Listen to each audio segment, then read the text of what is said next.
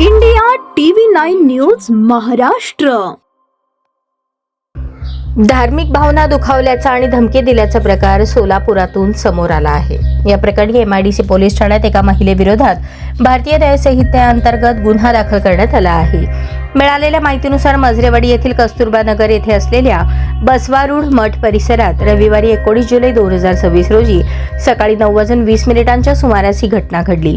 आरोपी महिला ही सिद्धेश्वर नगर भाग 3 नई जिंदगी सोलापूर येथे राहणारी असून तिने आक्षेपार्ह मजकूर लिहिलेली चिठ्ठी बसवारूढ मठ परिसरात टाकून धार्मिक भावनांचा अपमान केला असा आरोप करण्यात आला आहे. शिवानंद मोपगार यांच्या फिर्यादीवरून MIDC पोलिसांनी गुन्हा नोंदवून घेतला असून भारतीय न्याय संहिता कलम 299 आणि कलम 351(1)(4) अंतर्गत गुन्हा दाखल करण्यात आला असून अधिक तपास MIDC पोलीस करत आहेत.